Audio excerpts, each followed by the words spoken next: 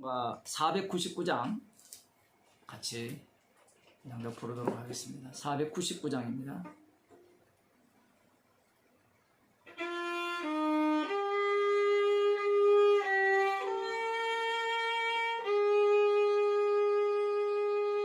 저장 밑 위에 있을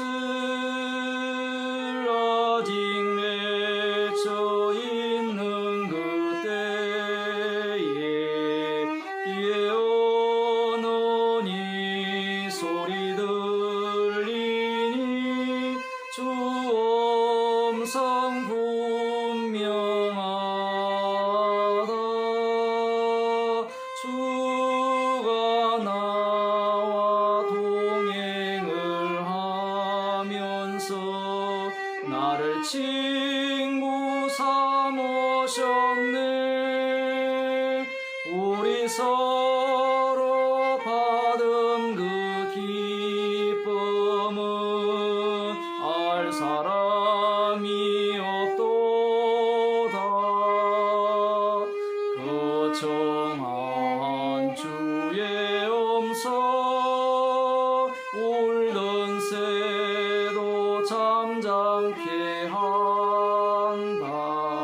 내게 들리던 주의 음성이 널 귀에 쟁쟁하다.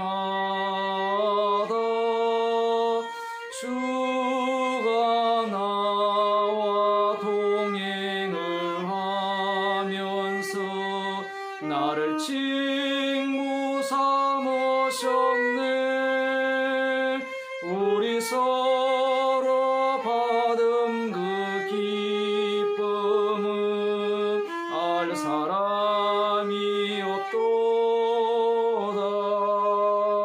방귀 동산 안에 주와 함께 있으려 하나. 괴로운 세상에 할 일 많아서 날 가라 명하신다. 주가 나와 동행을 하면서 나를 친구 삼으셨네. 우리 서로 받은 기쁨은 날 사람이 없도다. 하나님 말씀 잠언서 15장 22절입니다.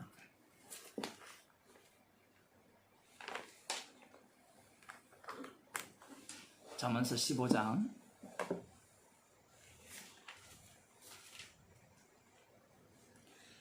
22절에서 24절 말씀까지만 함께 읽도록 하겠습니다.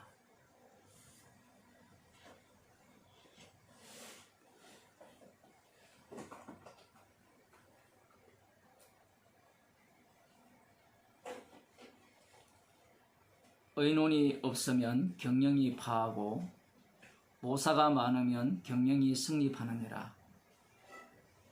사람은 그 입의 대답으로 말미암아 기쁨을 얻나니 때에 맞은 말이 얼마나 아름다운고.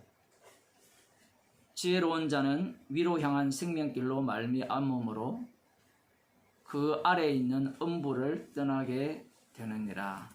아멘. 기도하시겠습니다. 하나님 아버지, 주의 말씀이 언제나 때에 맞는 말씀이요, 우리를 찔러 쪼개어서 십자가 앞으로 인도하시는 생명의 말씀임을 저희들에게 늘 알려주시고 때에 맞는 말씀으로 저희들을 깨우쳐 주시사 나의 정인이 아니라 십자가의 정인으로 살게 하옵소서. 예수님 이름으로 기도드리옵나이다. 아멘. 하나님 말씀 사도행전 9장입니다. 사도행전 9장 19절에서 25절 말씀을 제가 읽어드리도록 하겠습니다.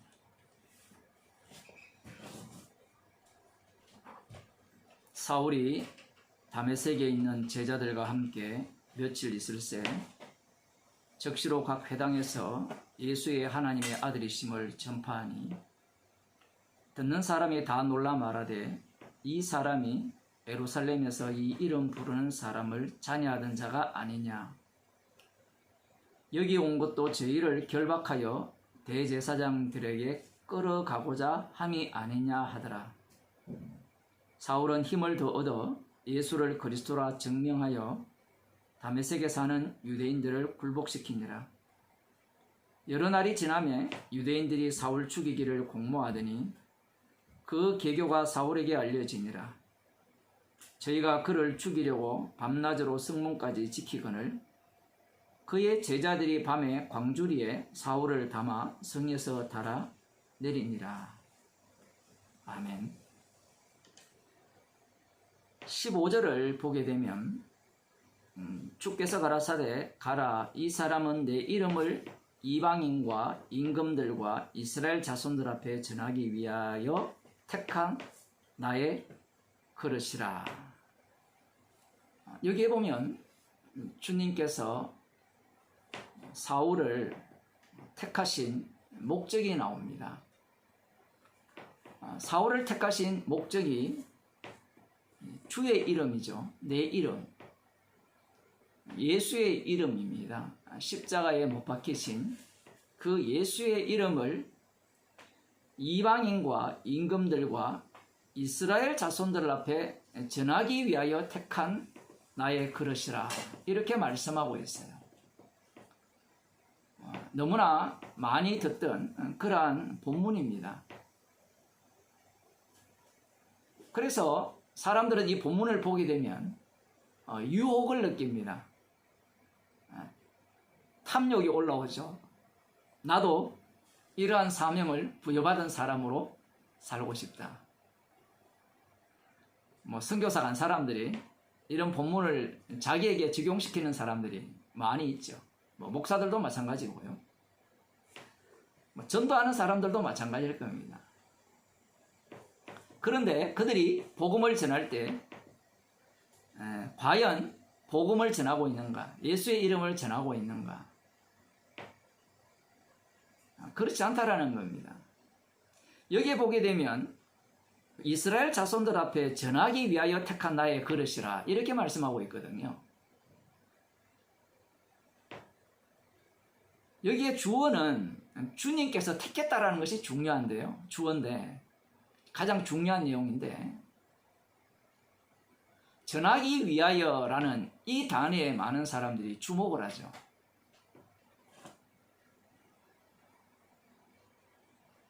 마치 목사가 된 사람이 내가 복음을 전하기 위하여 주께서 나를 택하셨습니다. 이렇게 이제 말하는 것과 같은데 여기에 나오는 이 전하기 위하여라는 이 단어, 헬라어 단어를 들여다보게 되면 전한다는 뜻보다는요, 무엇이 어떤 의미가 담겨 있는가 하면 운반하다는 의미를 담고 있어요. 사울이 짐 수레라는 겁니다. 수레. 주님의 이름을 이방인과 임금들과 이스라엘 자손들 앞으로 운반하는 택한 나의 그릇이라. 그릇 안에 주의 이름이 담겨 있고 주의 이름이 담겨 있는 그 그릇 아래쪽에 바퀴가 이렇게 달려 있는 겁니다. 스스로 AI 기능이 있어서 저절로 움직이는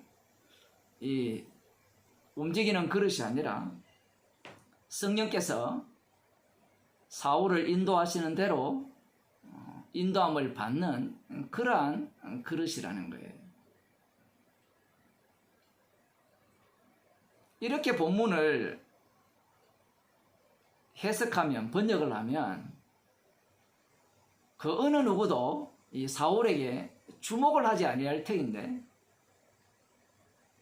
마치 사울이 자신이 나서서 이 주의 이름을 이방인과 임금들과 이스라엘 자손들 앞에 전한다는 그러한 어떤 느낌을 주기 때문에 사람들은 이 사울을 굉장히 중요한 인물로 이렇게 간주하게 된다는 사실입니다.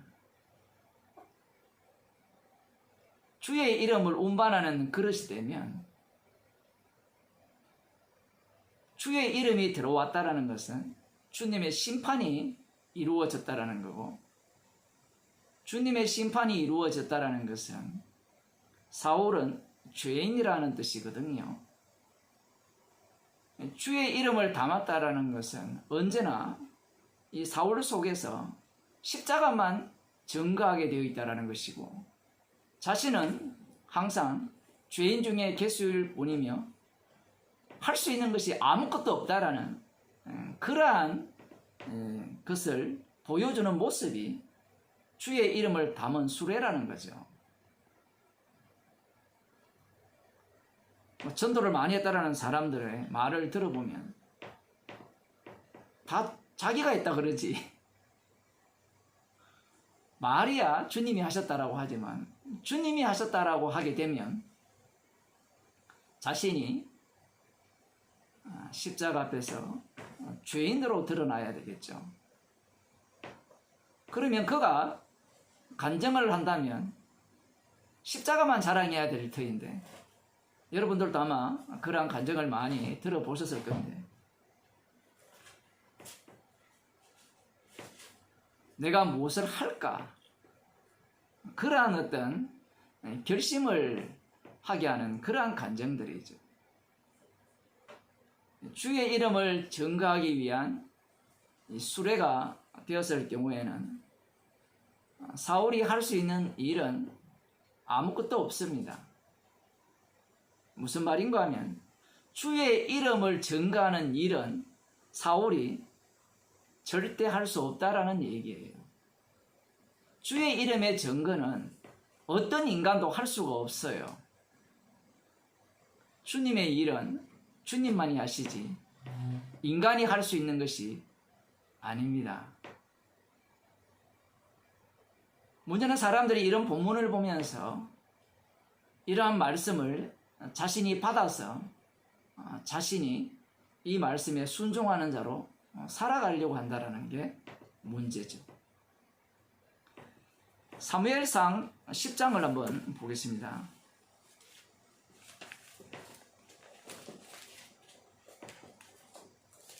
이스라엘 백성들이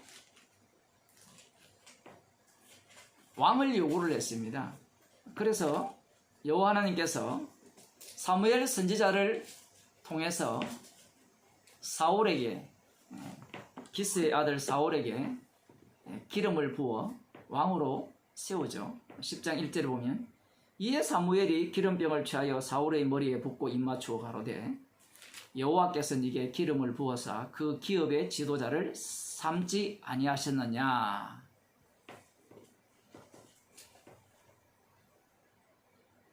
사무엘 선지자를 통해서 사울에게 기름을 붓게 하시고, 기름을 부은 그 목적은 그 기업의 지도자를 삼았다라는 겁니다. 여호와 하나님의 기업, 여호와 하나님의 기업인 이스라엘의 지도자로 삼았다라는 거예요. 이 말씀을 보게 되면 어디에 주목을 하겠습니까? 이 본문에서 하나님께서 나에게 기름을 부으셔서 하나님의 기업의 지도자로 삼으셨다. 많은 단어들이 나오잖아요. 이 단어들 중에 사울이 어디에 주목하게 되느냐라고 하면, 나는 하나님께서, 여호와 하나님께서 사무엘 선지자를 통하여서 기름 부은 왕이라는 것에 주목을 하게 되는 겁니다.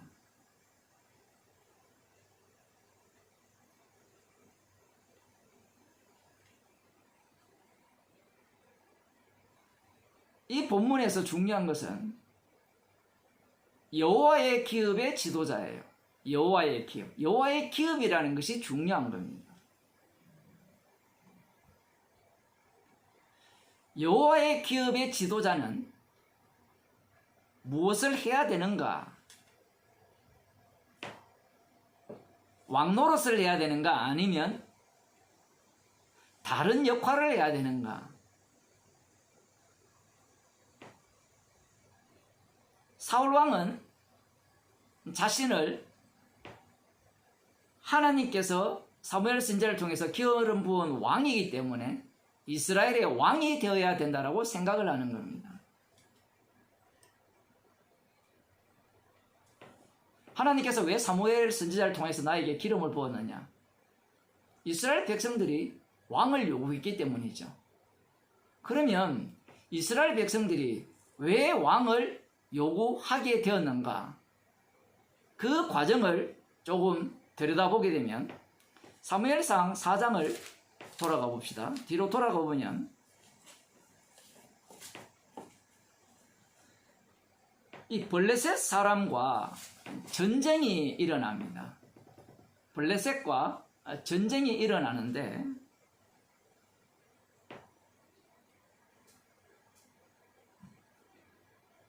이스라엘이 블레셋과의 첫 번째 전투에서 패했습니다. 4,000명이 죽었다라고 하죠. 그 2절 하반절에 보면.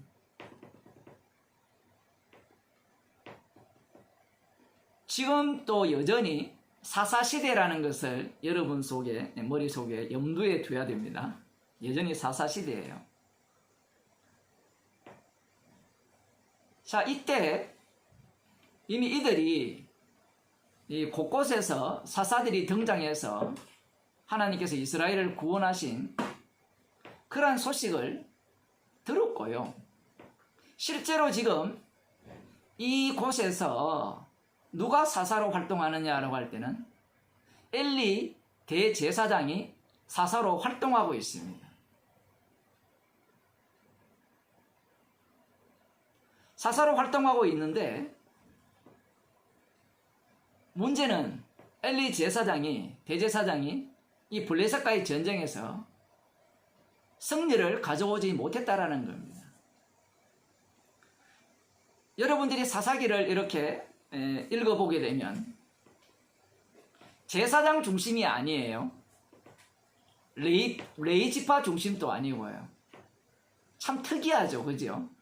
분명히 하나님께서 약속의 땅에 들어가게 되면 레위 지파 중심으로, 제사장 중심으로 언약궤가 이렇게 머물고 있는 그 성막 중심으로서의 이스라엘을 말씀하셨지만 사사기를 읽어보게 되면 오히려 뭐 제사장이나 레위 지파나 에봇이나 모두가 다 우상 취급받는 그러한 어떤 모습을 보여주고 있습니다.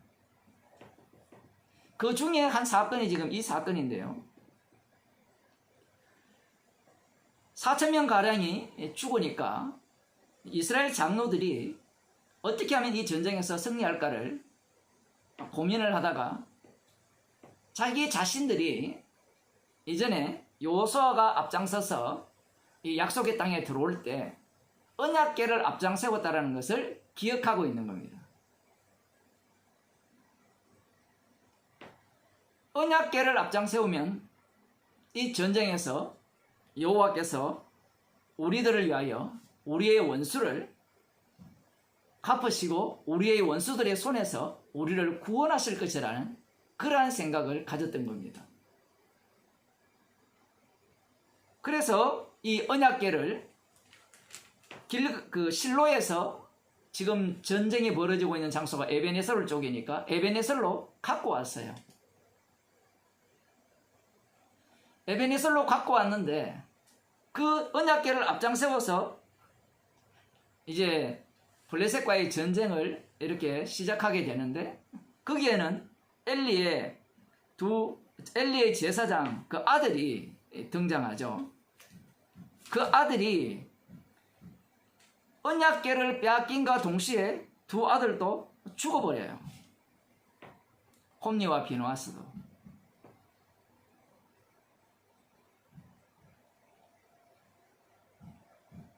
이스라엘 백성들이 지금 이 사건 속에서 무엇을 느끼느냐라는 거죠. 사사시대를 경유하면서 엘리 대제사장이 사사가 되었지만, 언약궤를 지금 관리를 하고 있는 그가 사사가 되었지만, 그 언약궤는 자신들을 구원하지 못한다는 것을 인식하게 된 거예요. 그리고 제사장이 자신들을 이 블레셋의 손에서 구원하지 못한다는 것을 알게 된 겁니다. 그래서 언약궤는 빼앗기고, 그 이후에 거의 한 20년 이상의 세월이 흐른 이후에 사무엘 선지자가 활동을 하는데, 이 사무엘 선지자를 통하여서 이제 이 블레셋과의 전쟁에서 승리를 하게 되는 거죠. 사무엘상 그 7장에 보면 5절에 보면 사무엘이 가로되 온 이스라엘은 미스바로 모이라. 그 앞부분에서 이스라엘 자손들이 3절에 보면 사무엘이 이스라엘 온 족속에 일러 가로되 너희가 전심으로 여호와께 돌아오려거든 이방 신들과 아스다롯을 너희 중에서 제하고 너희 마음을 여호와께로 향하여 그만 섬기라. 너희를 블레셋 사람의 손에서 건져내시리라. 이에 이스라엘 자손이 바알들과 아스다롯을 제하고 여호와만 섬기니라. 이렇게 한다고 해서 전쟁에 승리하는 건 아닙니다. 바알과 아스다롯을 제하고 여호와만을 섬기는 중에 이제 어떤 일이 발생하느냐, 그것은 블레셋과의 전쟁에서 이 이스라엘 백성들이 사무엘에게 여호와께 기도하여서 여호와께서 우리를 도와서 이 전쟁에서 승리케 해달라고 요청을 합니다. 그래서 사무엘 선지자가 여호와께 온전한 번제를 드리고 이스라엘을 위하여 여호와께 부르짖으니까 여호와께서 우레를 바라십니다. 큰 우레를 바라셔서 이 블레셋 진영을 어지럽게 해서 이스라엘 백성들이 그들을 칠 수 있도록 만드신 거예요. 그래서 승리케 하게 된 겁니다.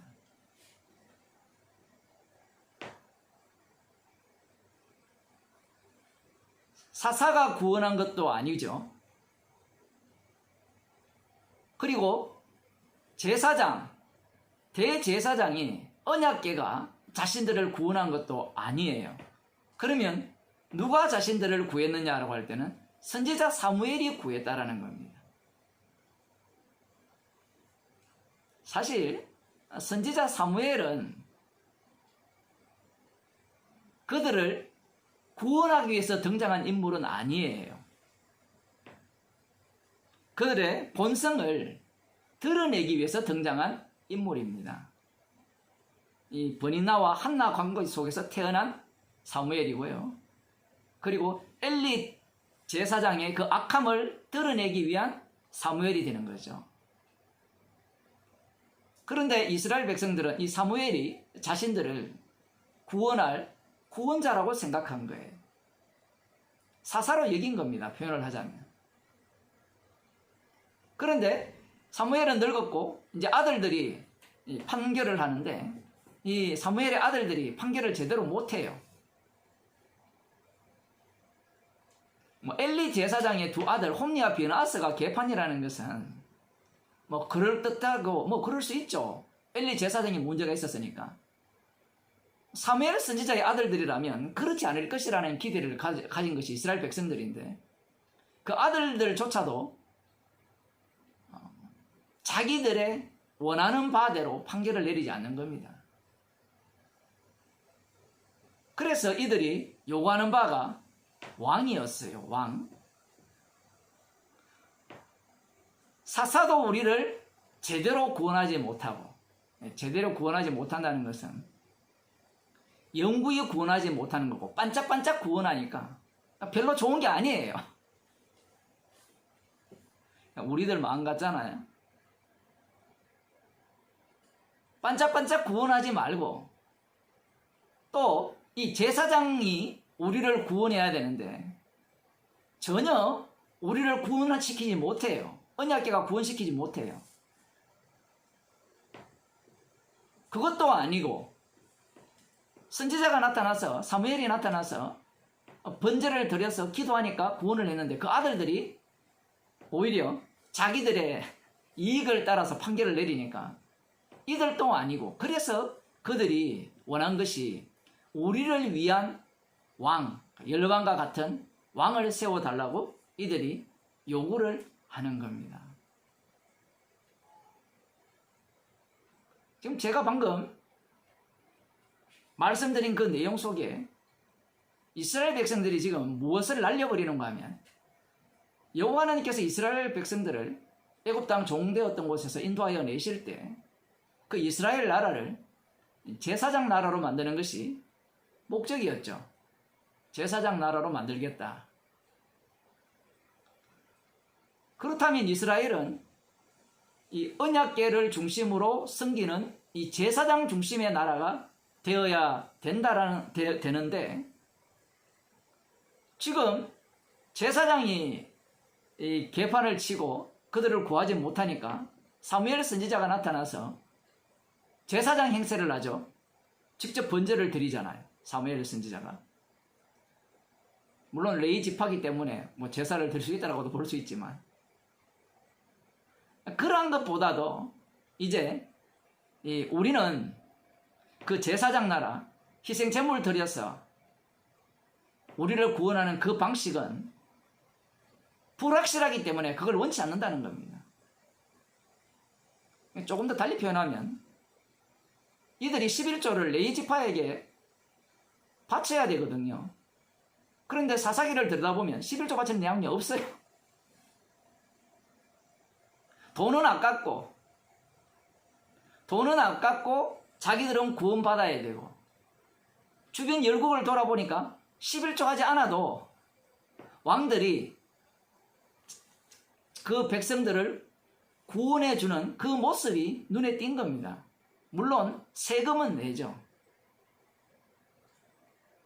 세금이라는 것은 당연히 그 왕이 그 세금에 합당한 역할을 해주기 때문에 내는 거라고 그들은 생각을 하는 겁니다. 그래서 이들은 왕을 요구하는 거죠. 제사장 나라를 꿈꾸는 게 아니고 제사장 나라가 되기를 원하는 것이 아니라 제사장이 실패했으니까 실패하지 않는 나라, 그 왕의 나라를 지금 원하고 있다는 사실입니다. 그런 차원에서 지금 왕을 요구했고 분명히 여호와 하나님께서 여호와의 왕되심을 여호와를 버리고 왕되심을 원치 않는 그 모습으로서의 왕 요구였어요. 그럼에도 불구하고 하나님께서 사무엘 선지자를 통해서 이 사울에게 기름을 부어 왕으로 세워주시니까 사울 입장에서는 하나님께서 원하시는 것이 나를 왕으로 세워서 이 하나님의 여호와의 기업의 백성들을 잘 다스리라고 그렇게 기름을 부었다라고 생각하는 겁니다. 제가 지금 앞부분을 10장을 읽고 앞부분을 이렇게 길게 말씀드린 이유가 사울이 기름 부음에 대해서 어떻게 생각을 하느냐라는 거죠. 사울이 기름 부음에 대해서. 우리들이야 결론을 알고 있기 때문에 뭐 별로 재미가 없어요. 그러나 들어가 보면 이 사울이 자신이 기름을 부어 받았다라는 자체가 이스라엘의 왕이 되어서 이들을 잘 다스리라고, 그리고 열방과 같은 왕이기 때문에 강력한 나라를 만들으라고 자신을 왕으로 세웠다라고 생각하는 겁니다. 그런데 여기에서 다시 그 10장에 보게 되면 제가 아까 말씀드렸잖아요. 그 기름 부었을 때 하나님께서 뭐라고 말씀하셨습니까? 사무엘 선지자를 통해서 여호와께서 네게 기름을 부어서 그 기업의 지도자를 삼지 아니하셨느냐. 여기에 핵심은 여호와의 기업의 지도자예요. 그 여호와의 기업은 이스라엘이고 그 이스라엘을 하나님께서 만드신 이유는 제사장 나라예요. 왕이 통치하는 나라가 아니에요. 지난주 오후에도 약간 이 부분을 제가 말씀드렸습니다만 왕이 통치하는 나라가 아닙니다. 그런데 여호와의 기업의 이 기업인 이스라엘, 이 백성의 지도자를 삼았다라고 하니까 사울은 자신이 사명을 받았잖아요. 기름 부음을 받았기 때문에 자기가 이 여호와의 기업의 지도자로 삼으신 그 목적을 이루어내려고 하는 겁니다.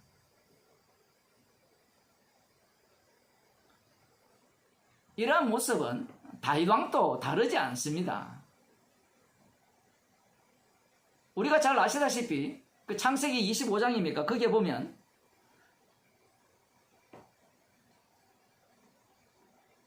리브가의 태중에서 두 아이가 서로 싸움을 하고 있으니까 여호와께 물어보잖아요. 이게 어찌된 일이냐라고 하니까 창세기 25장 볼까요? 거기에 보면 하나님께서 뭐라고 대답하십니까?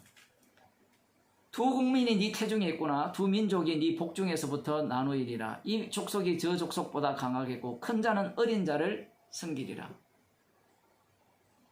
궁금해서 여호와 하나님께 물었는데 여호와는 계속 이렇게 답변을 하셨어요. 답변을 하시니까 이 말씀에 대한 해석을 이제 하기 시작하는 거죠. 왜 그런가 하면요.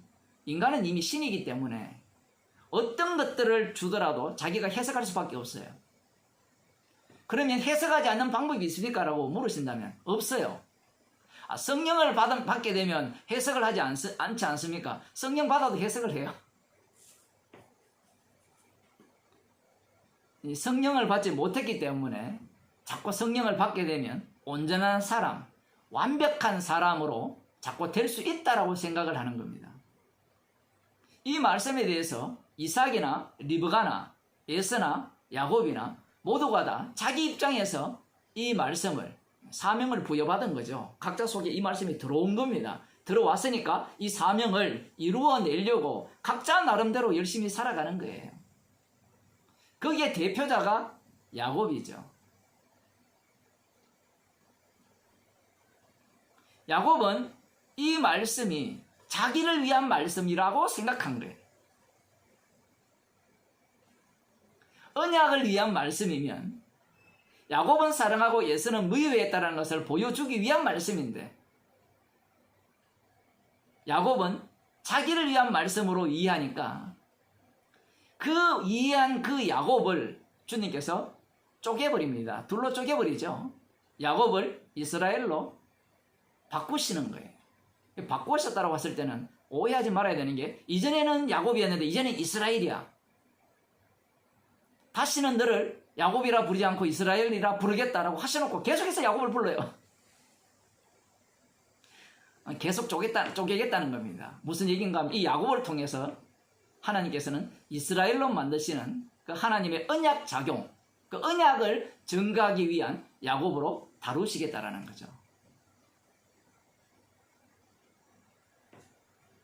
사울 왕이 오해한 게 그런 부분입니다. 그러면 우리는 그걸 보고 오해하지 말아야 되지 않습니까? 이렇게 또 교훈을 받으려고 하죠. 사울 왕도 오해했고 다윗 왕도 오해했으니까 우리는 다 알고 있으니까 우리는 오해하지 말고 우리가 이 말씀의 뜻을 잘 받아들여서 말씀에 순종하는 삶을 살아야 된다. 이렇게 생각을 하거든요. 구약을 보는 관점이 다 교훈이잖아요. 교훈이라는 것은 내가 바뀔 수 있다는 차원에서 보는 게 교훈이거든요. 성경에서 말하는 교훈이라는 것은 절대로 안 바뀐다는 교훈이거든요. 언약대로 이루신다는 내용의 교훈인데 인간들은 말씀을 볼 때 교훈으로 받으면서 내가 이 말씀을 이제 읽으면서 사울 왕처럼 하지 않아야 되지, 다윗 왕처럼 하지 않아야 되지, 이러한 어떤 결심을 하면서 말씀대로 순종할 수 있다고 생각을 하는 겁니다. 다시 오늘 본문으로 돌아와서 이 사울이 사도 바울이죠. 이름이 똑같은데 똑같이 베냐민 집하고요. 예. 사울이 이 주님을 핍박하는 자였는데 주님께서 사울을 이 주의 이름을 운반하는 그 그릇으로 주께서 선택을 하셨습니다. 그러면 사울이 이 말씀에 대해서 해석을 할까요? 하지 않을까요? 우리는 이런 생각을 갖잖아요. 주님이 직접 만나셨으니까 사울이 이제 완전히 바뀌었어요. 완전히 바뀐 모습이 보이거든요. 그러니까 그의 사고방식과 모든 것들이 주의 뜻에 부합하도록 생각할 거라고 생각을 합니다. 사실은. 왜냐하면 그의 모습이 너무나 완벽해 보이기 때문에. 그래서 사람들은 사울을 메시아로 만들어버린 거죠. 그렇게 산다면 사울이 메시아예요. 사도 바울이 메시아가 됩니다. 분명히 사울이 자기 자신에 대해서 죄인 중에 괴수라, 나의 나된 것은 하나님의 은혜라 이렇게 표현을 해도 사람들은 그 말을 못 알아들어요. 아, 그것은 겸손해서 그렇게 했다. 겸손해서 그런 게 아니고요. 십자가 안에 있기 때문에 겸손의 모양으로 드러나는 것 뿐이에요. 십자가 안에 있다는 것은 죄인 중에 괴수라는 얘기거든요.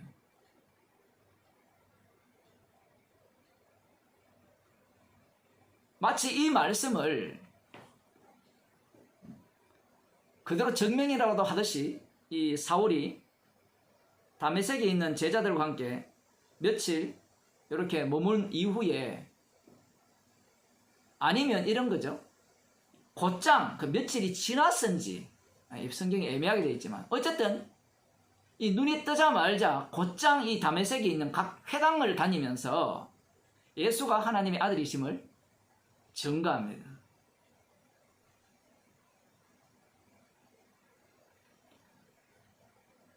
자신이 이 사명을 부여받았어요.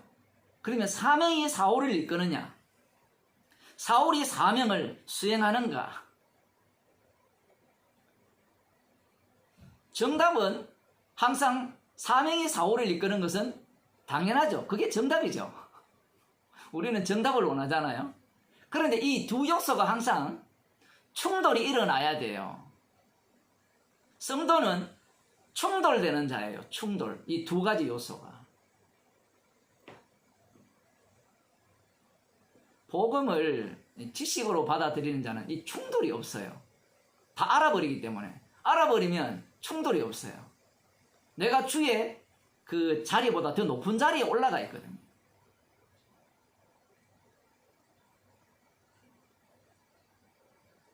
물론 주께서 택한 백성이라면 지식으로 안 그것이 십자가 앞에서 박살나겠지만 주님이 분명히 박살내 주시죠. 그러면 또 배웠으니까, 아, 나는 택함 받았으니까 박살내 주실 거야. 그것까지 믿어요, 자기가.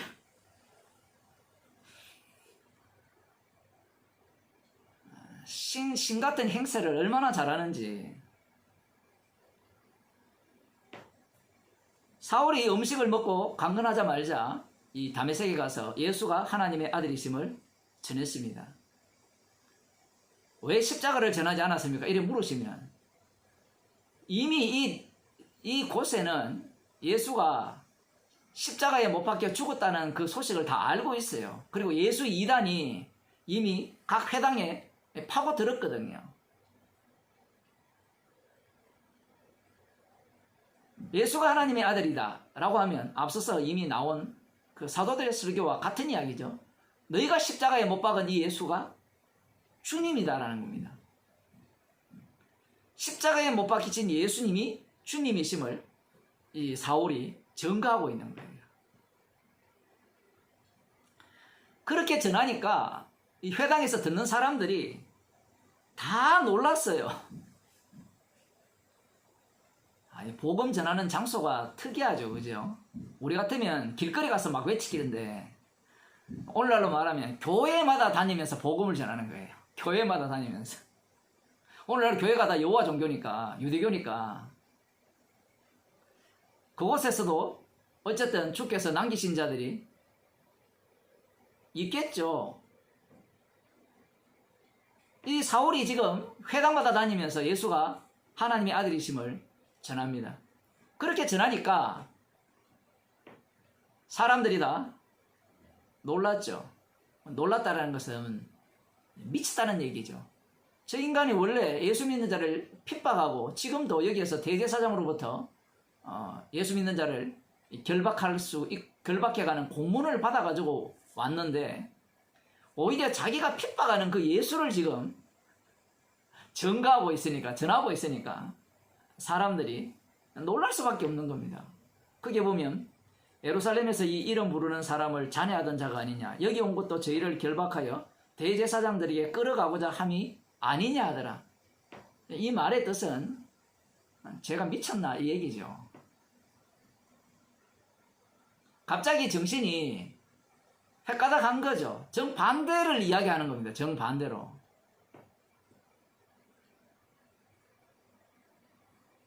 이런 모습이 바로 주님이 찾아오신 모습이죠. 주님이 찾아온 자는 이런 모습이 회개죠. 완전히 가던 길을 되돌려서 가는 정도가 아니라 되돌려 오면서 자기가 왔던 길을 다 부정하는 겁니다. 다 아니오라고 해버리죠. 사람들이 복음을 안다고 하면서 되돌아갔다라고 하면서 자기가 걸어온 길을 다 난도질을 해야 되는데 전혀 난도질을 하지 않아요. 지금 사울이 이렇게 복음을 전한다는 것은 자기가 한 모든 일들이 예수님을 살해하는 일이었다라는 거죠. 그러한 어떤 내용을 같이 담고 있는 겁니다. 자, 여기에서 우리가 좀 오해할 수 있는 부분이 이 부분입니다. 사울은 힘을 더 얻어 예수를 그리스도라 증명하여 다메섹에 사는 유대인들을 굴복시키느라. 참 특이하죠. 사울은 오히려 저쪽에서 비난하니까 더 힘을 내는 겁니다. 사울이 냈을까요? 주님이 내게 하셨을까요? 그런 거는 나중에 보면 그 답이 나와요.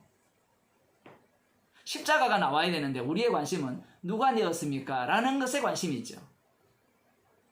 항상 둘이 부딪히게 되어 있는데 사람들은 이 부딪힘을 제거시키려고 하죠. 자기가 신이 되고 싶은 거거든요. 우리도 이 사울처럼 복음을 들을 때 막 이렇게 반대를 할 때 더 힘을 내야 됩니다. 그 힘을 내어서 복음을 전하 나는 어렵지 않습니까? 지금 이 얘기하고 싶거든요. 힘을 내긴 내죠.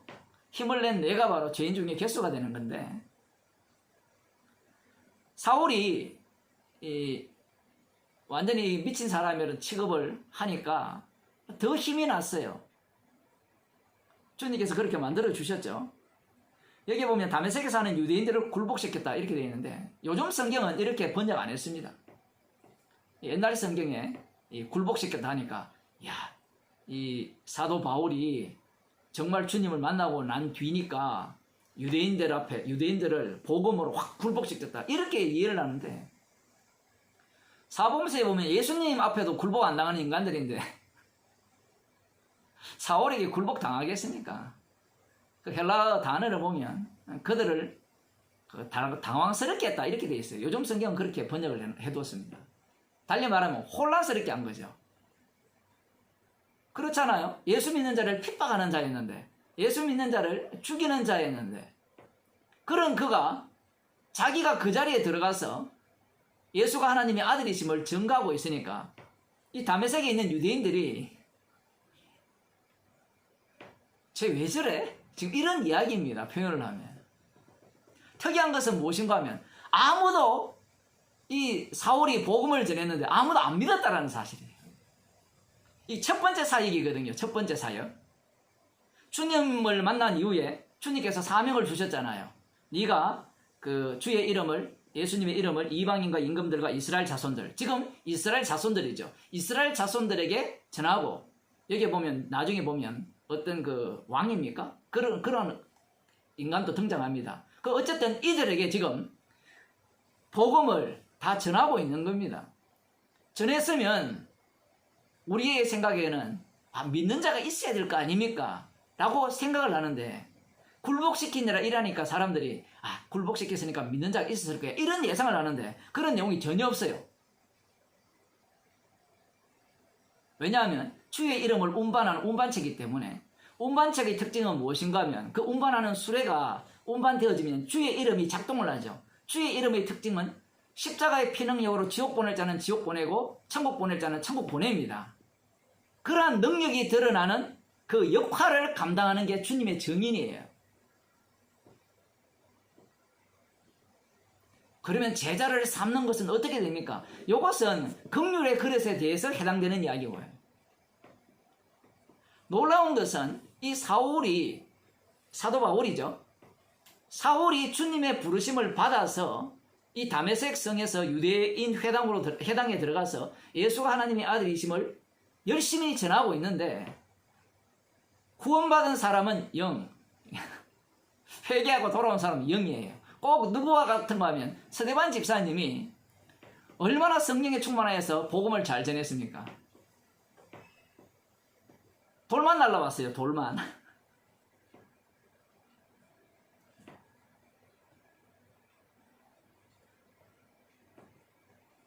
그러자 어떤 일이 일어납니까? 그 23절에 보면 여러 날이 지나매 유대인들이 사울 죽이기를 공모하더니. 왜 사울을 죽이기를 공모하느냐?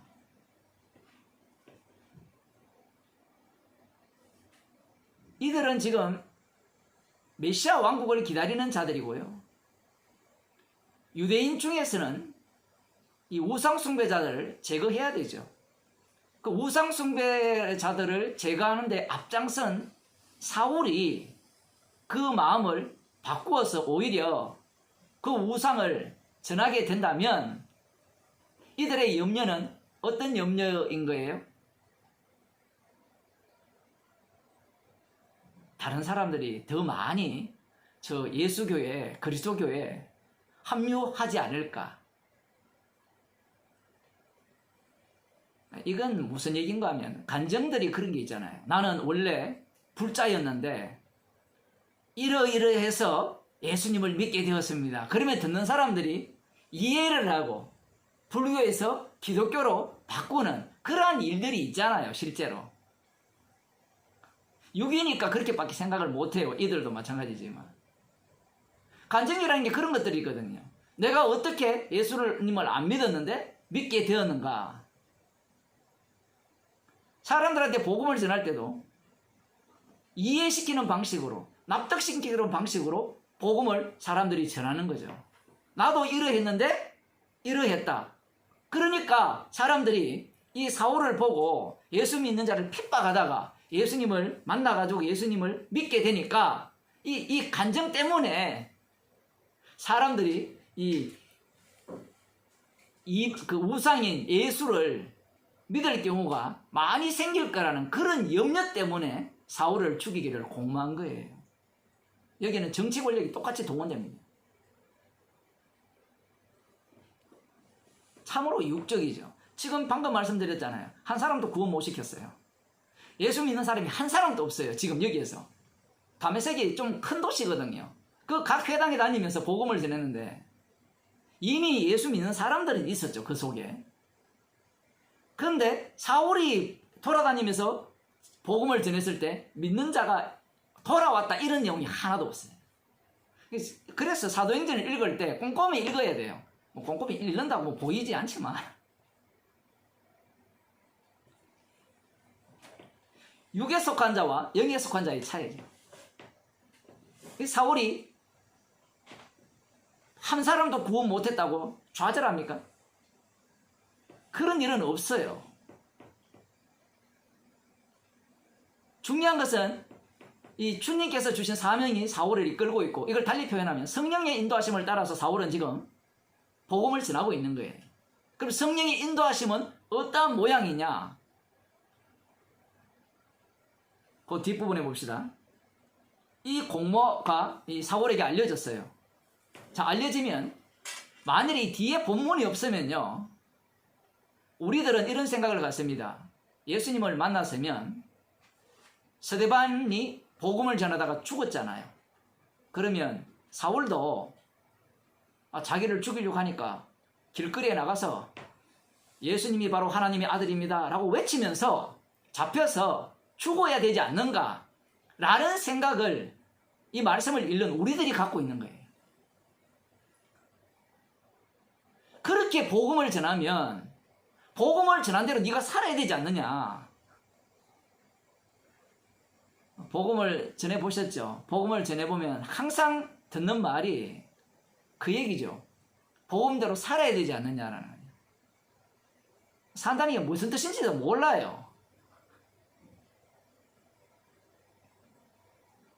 사울 네가 예수님이 하나님의 아들이라면 그러면 결국은 네가 스스로 고백했듯이 너는 죽었고 네 안에 그리스도가 사시니까 죽음을 두려워하지 말고 나서서 그 다메섹 성에서 복음을 더욱더 담대히 전하다가 스데반처럼 장렬하게 돌에 맞아 죽어야 되지 않느냐? 그게 진짜 정인 아니냐? 사람들이 그런 꿈을 꿔요. 혹시 여러분은 그런 꿈을 안 꿔봤습니까? 복음을 장렬하게 전하다가 장렬하게 죽겠다. 예수 안 믿는 사람들입니다. 이런 사람들은 성령 없는 사람들이에요. 성령 없는 사람들이 그런 소리를 해요. 그런데 우리는 앞서서 아까 15절을 봤잖아요. 사도행전 9장 15절에 이 주님께서 이 복음을 운반하는 수레면 자기가 할 수 있는 게 아무것도 없어요. 수레라는 것은 밀면 가고 땡기면 가는데 아무것도 없다니까 진짜 아무것도 없는 줄 아는데 아무것도 없다라는 말씀이 이렇게 그 속에서 이루어지려면 다 해야 돼요. 그 속에서 지 할 짓은 다 해야 된다고요.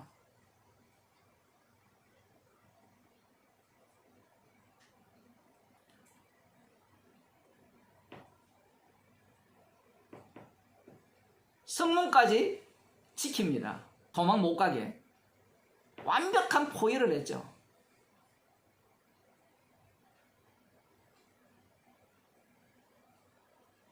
우리 그런 생각을 하잖아요. 코로나로 모이지 말라 하잖아요. 그러면 복음을 아는 우리들은 모여야 됩니다. 강화문으로 모입시다. 지금 그렇게 하고 있잖아요. 그 권력에 미친 목사죠. 표현을 하면. 마치 사람들이 그 사람이 그렇게 설교를 할 때 10만 명 이상이 동조를 해요. 한국 교인은 숫자가 엄청나요. 그 추종자가 정광훈 목사 추종자가 엄청납니다. 왜냐하면 인간들의 의식 속에는 그 종교적 의미가 그런 식으로 담겨있기 때문에 그래요. 코로나 그만 난다 이거죠. 주님이 죽이면 주님이 죽이시는 거고 주님이 살리면 살린다는 거예요. 말이 맞아야 틀려요. 뭐 제가 이야기하는 거 똑같잖아요. 뭐가 다릅니까?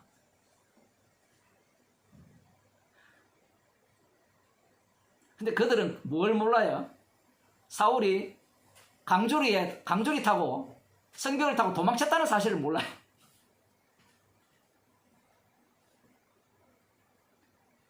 복음은요, 우리를 옳다, 너가 훌륭하다, 너가 진짜 신앙인이네, 그것을 요구하는 게 복음이 아니에요.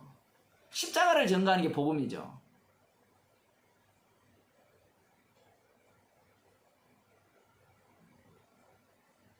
주님은 우리를 어떻게 책망을 하시는가 하면 안 모이면 안 모인 대로 책망을 하고요. 모이면 모이는 대로 책망을 합니다. 변명 안 통해요.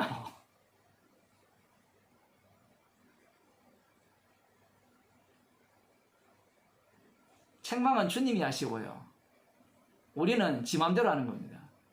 그런데 책망도 지가 하고 뭐 지 할 일도 지가 하고 주의 자리에 자기가 올라가 있죠.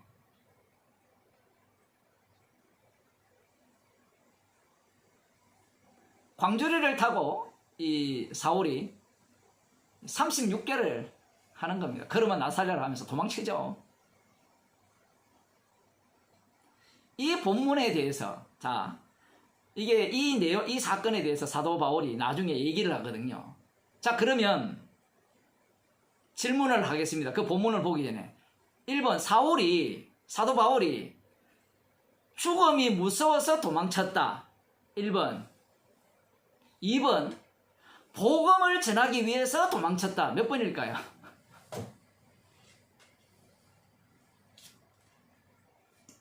나는 사명을 다 감당해야 돼요. 임금들 앞에도 가야 돼요. 즉 이방인들한테도 가야 돼요. 뭐 다메섹 자체가 이방인 지역이니까 어쨌든 이방인에서 유대인들에게만 밖에 복음을 못 전했어요. 그래서 나는 강조리를 타고서라도 가야 돼요. 그런 인간들 꼭 있거든요. 꼭. 자기가 아니면 복음 못 전하는 줄 알고. 그렇게 해서 사울이 도망을 쳤습니까? 그럴 수도 있어요. 첫 번째처럼 이 죽음이 두려워서 도망쳤을 수도 있어요. 그런데 사도 바울이 나중에 고백을 합니다. 두 번째 얘기했던 그런 것들은 비겁한 변명에 불과하고요. 진짜 이유를 말합니다. 진짜 이유를. 고린도후서 12장을 봅시다.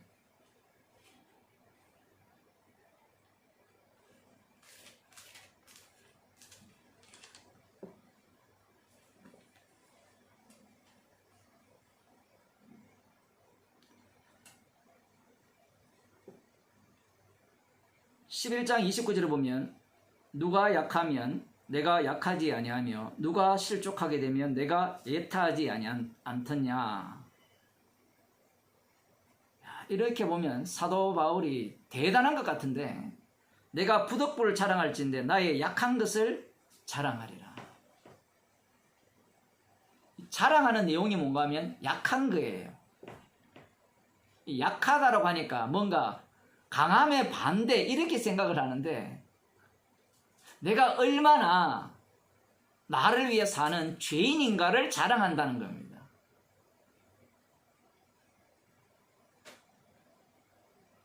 성령의 인도하심이 있다면 자기의 생명을 위해서 사는 인생이 아니라 사명을 위해서 사는 인생이 되어야 된다라고 사람들은 생각을 할지 모르지만 지금 사도 바울은 뭘 자랑하는가 하면요. 자신의 약함.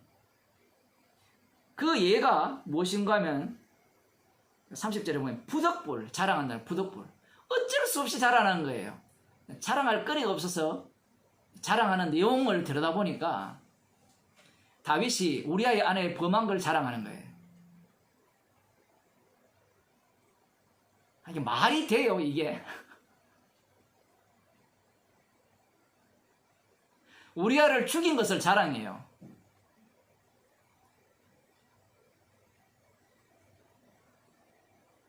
이렇게 또 이야기하면 머리 좋은 사람은 그래, 나는 그런 것을 자랑해야지. 또 따라 붙으려고 하죠. 그걸 자랑하는 것이 목적이 아닙니다. 잘 봅시다. 주 예수의 아버지 영원히 찬송할 하나님이 나의 거짓말 아니하는 줄을 아시느니라. 주 예수의 아버지, 십자가 지신 주님의 아버지입니다. 그분이 내가 지금 거짓말 아니하는 줄을 안다라는 거예요. 지금 이 얘기를 왜 던지는가 하면 지금 사도 바울이 하는 얘기를 듣게 되면 누구나가 다 너 거짓말이야 이 얘기를 하고자 한다라는 것을 알기 때문에 그래요. 네가 변명이잖아. 너를 위한 거잖냐. 지금 이런 소리를 이미 들을 것을 예상하고 이 주 예수의 아버지께서 내가 거짓말하지 않는다는 것을 아신다라는 얘기를 먼저 던지는 겁니다. 그래서 약한 것을 뭘 자랑하는가 하면 다메섹에서 아레아 왕의 방백이 나를 잡으려고 다메섹 성을 지킬세 내가 강조리를 타고 들창문으로 성벽을 내려가 그 손에서 벗어나노라. 살기 위해서 도망쳤다는 거예요. 이것을 자랑합니다. 여기에는 무엇이 지금 깔려 있습니까? 주께서 도망치게 하셨습니까? 자기가 도망쳤습니까? 주께서 도망치게 하셨다라고 얘기하고 싶죠? 맞잖아요. 그죠? 안 그렇습니까? 주께서 도망치게 하셨죠? 그 속에는 무엇이 들어있는가 하면 내가 도망쳤다가 들어있어요. 사람들은요, 말씀을 들으면 이 아웃라인이 있죠. 그 껍데기 포장된 그러한 어떤 내용만 갖고 와서 마치 자기가 복음을 잘 아느냐, 십자가 복음을 다 이해하느냐, 그렇게 생각을 해요. 이런 본문도 마찬가지죠. 지금 사도 바울이 뭘 이야기하는 겁니까 지금? 십자가 이야기하고 있거든요. 십자가. 주께서 도망치게 하셨는데 내가 도망쳤다라는 것이 그 안에 담겨 있어요. 그게 야곱이 이스라엘 되는 과정 속에서 고스란히 드러나거든요. 야곱적 속성을 없애는 것이 아니라 야곱적 속성이 끊임없이 드러나면서 하나님께서 이스라엘 만드시는 그 내용을 이 야곱 속에 담아놓은 거예요. 마찬가지입니다. 사울을 바울 되게 하잖아요. 그 과정도 다르지 않습니다. 주님을 만났을 때만 그런 것이 아니라 인생 전 과정이 사울을 바울 되게 하는 과정이라는 거예요. 그래야만 이 사도 바울이 십자가의 증인이 되지. 그렇지 아니하면 자기는 주께서 하셨으니까 나는 내 하는 일이 다 정당해요. 이 얘기를 하고 싶어 하는 거예요. 다윗이 우리아의 아내를 범하고 우리아를 살해했을 때 내가 죽게만 범죄했다라는 것은 뭘 해도 죄인이라는 뜻이지, 십자가 외에는 자랑할 것이 없다라는 이런 뜻이지. 그러니까 주께서 원하시는 것은 상한 심령이라 하잖아요. 또 이것까지 배워가지고 나 상한 심령입니다. 상한 심령입니다. 많이 해봤죠? 여러분. 예? 주님이 원하는 게 상한 심령이라니까.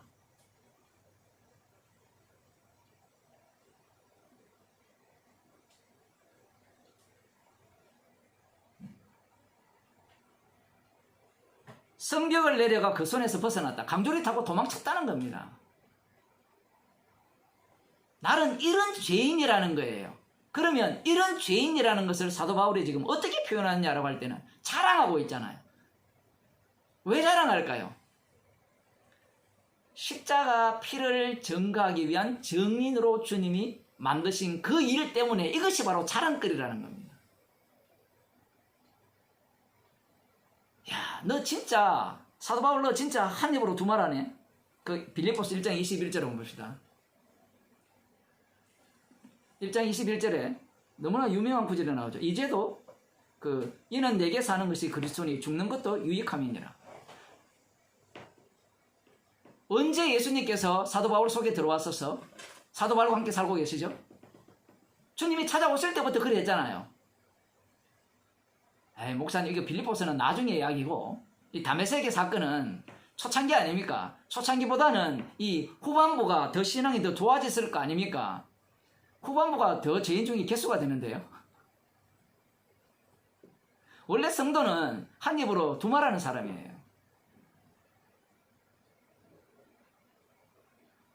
우리는 무엇을 자랑해야 되느냐 할 때는 약한 것을 자랑해야 되죠.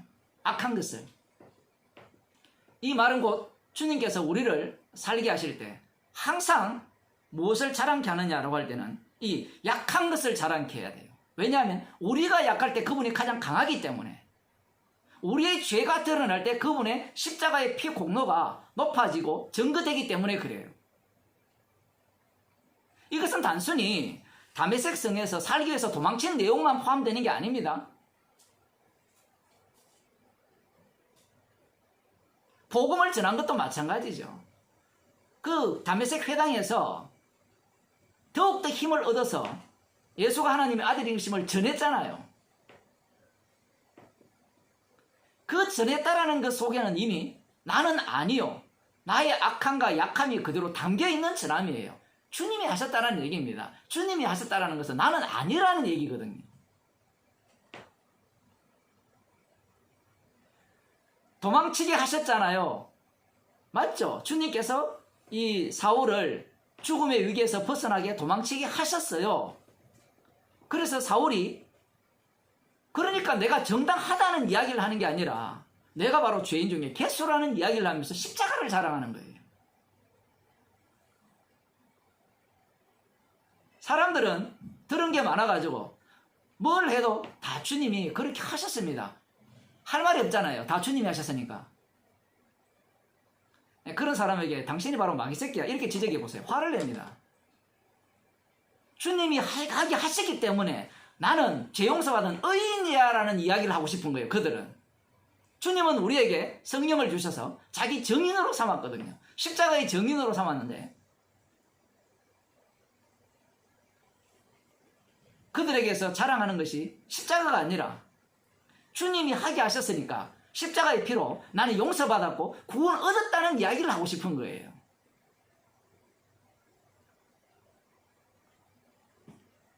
약한 것을 자랑하지 않습니다. 그들은.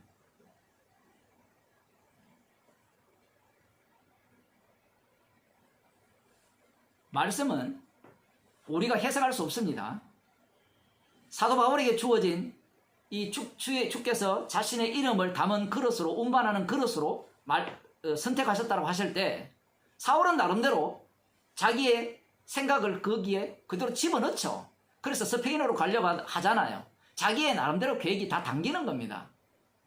우리가 볼 때는 이 사울의 그러한 모습이 조금밖에 보이지 않기 때문에 사울은 별로 그렇게 이 나머지 그 11 제자보다는 실수가 적어서 이런 말씀하지 마세요. 사울 속에 11 제자, 12 제자가 다 들어있는 거예요.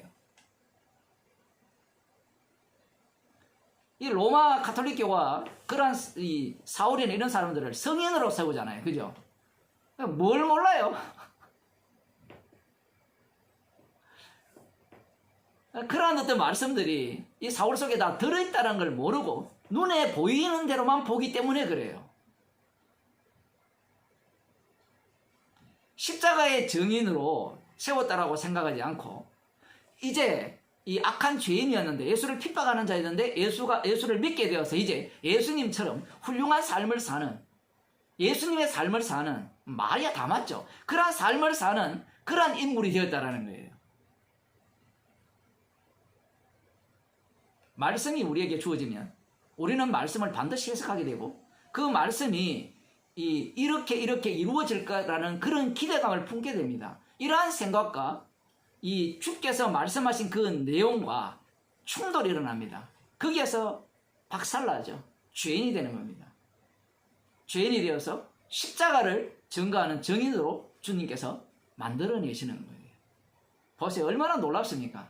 복음을 큰 소리로 외치다가 그러면 나 살려라 도망치는 이 모습.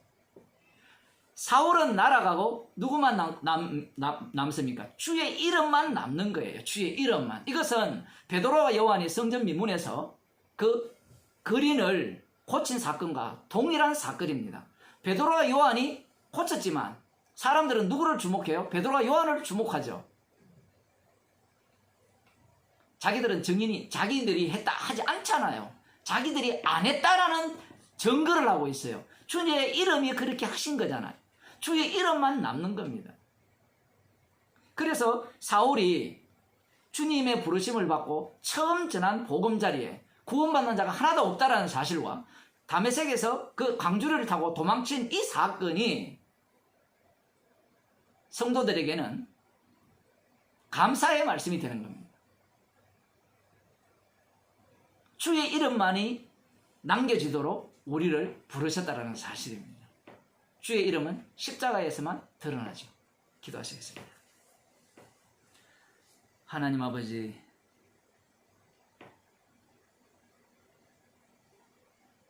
예수의 이름만을 남기기 위해서 저희들을 주의 이름을 실어 나누는 그릇으로 사용하심을 감사드립니다. 날마다 주님의 십자가와 만나는 인생이 되게 하셔서